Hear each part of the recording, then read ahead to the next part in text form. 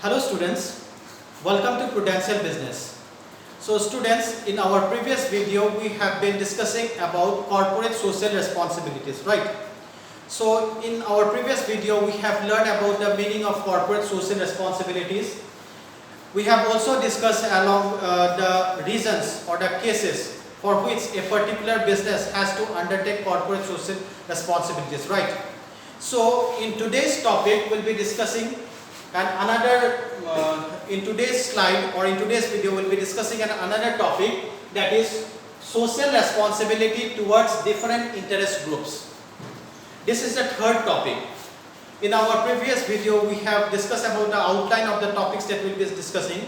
First we have discussed about the meaning of corporate social responsibilities, which refers to the voluntary contribution of every business to uplift the society, right? Next we have discussed about the reasons or the cases for undertaking corporate social responsibility, right? And this is the third topic, that is social responsibility towards different interest groups. Now interest groups can be what? It can be your consumers, it can be your government, it can be your suppliers, it can be your creditors, etc. So we are going to study separately what are the duties and responsibilities that a particular business has towards its various people who are having a stake on the business. Okay, so those persons who are having a stake on the business, those will be the interest group. Number one is your consumers. Consumer is the first person who is having a particular stake or who is having a particular interest on the company or on the business. So here outline is responsibility of business towards customers or consumers. So we'll be studying this one at the beginning. Next we'll be studying about responsibility of business towards government, responsibility of businesses towards creditors, responsibility of business towards the owners or the shareholders. All those things we'll be studying in the next slides. Okay, so let us discuss about this responsibility that the business has towards its consumers. Number one is ensuring quality products and services and fair trading practices. See, whatever goods and services that the business deals with, all those goods and services must be of a reasonable standard, must be the standard which they have been specified to it. It is not good for a particular business to sell goods and services which are below standard or which are meant to deceive the customers. And also it is necessary or it is the responsibility of a business to ensure fair trading practices.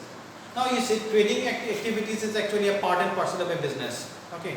Now that trading activity or that trading practices must be nothing other than fair and just. Okay.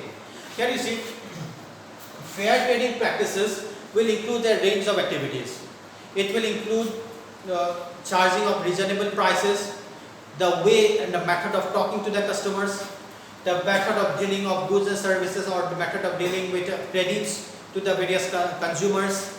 So many things will be there, including the disclosure of all types of norms, including the disclosures and revealing of all necessary information.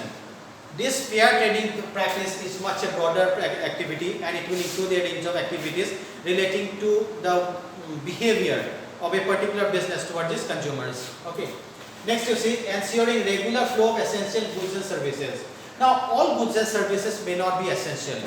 Some goods and services can be of luxurious in nature, which obviously will not be required by the organization.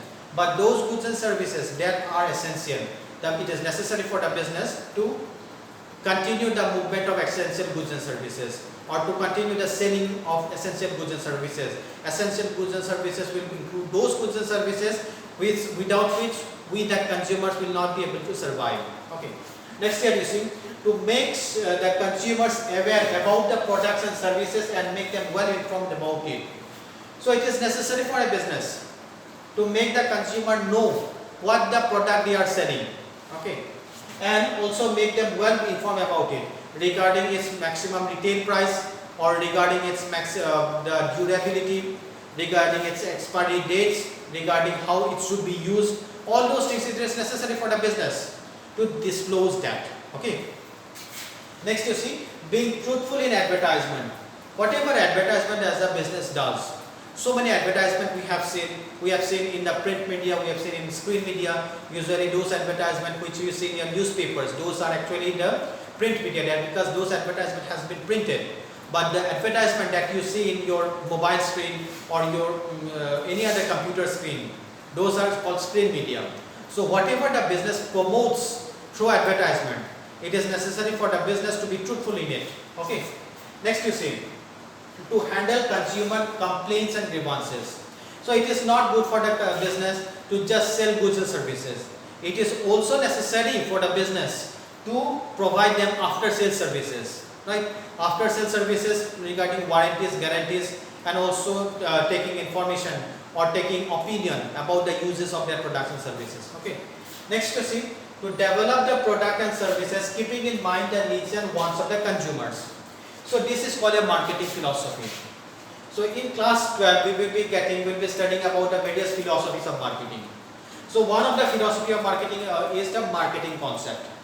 So under marketing concept, a business has to produce goods and services, or it can sell those goods and services in which the society has got the needs and wants.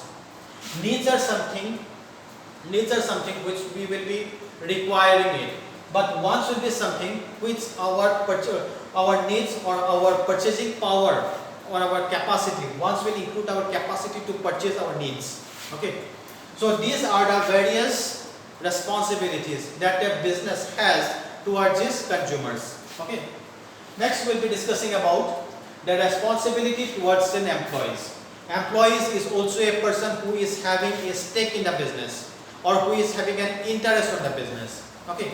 So here you see what are the responsibilities that the business has towards its employees. Number one, here you see providing fair compensation, remuneration and salaries. This is the first duty or the responsibility that a business has towards its employees. Fair compensation. It is not necessary that it is not good for a particular business to pay something that is of below standard. The business has to pay something which is required by law. That is a fair compensation. That can also be called as remuneration also. And salaries. The salaries must be commensurate, or the salaries must be matched with the amount of services that they contribute, that the employees contribute to the business. Okay. Next here you see, providing safe, secure and a favorable working condition. In some factories where they are supposed to produce chemicals or they are supposed to produce certain goods and services that are injurious to health and society, the business should take reasonable measures so that the employees or the persons who are working in that organization does not get affected because of the exposure to those chemicals or those harmful activities. Okay, they should discharge their harmful activities or harmful emissions in such a way that it does not affect the health and the society. Okay. Next you see, providing opportunities for personal growth and development. This is related to promotion. Okay. Here you see, in the cases with promotion, it will not be fair for a particular business to make their employees work with the same salary, with the same status for an extended period of time. Every person, every employees, every person working in a particular organization wants something which satisfies them, and the most important thing that satisfies them is the salary, is their status. The salary and the status must be uplifted with the passage of time. Okay. Next you see, providing incentives and services like housing, medical, insurance, retirement benefits, etc. Okay, here you see, apart from salaries, it is necessary for the business to provide incentives.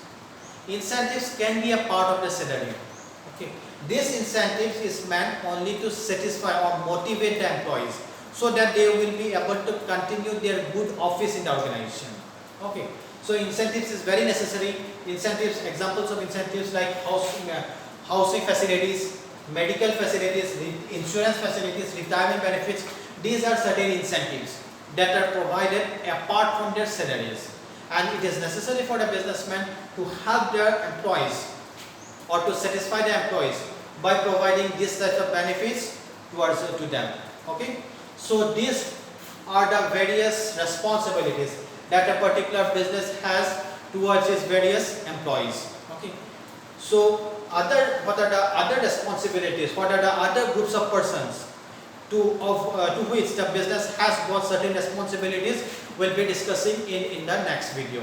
Okay.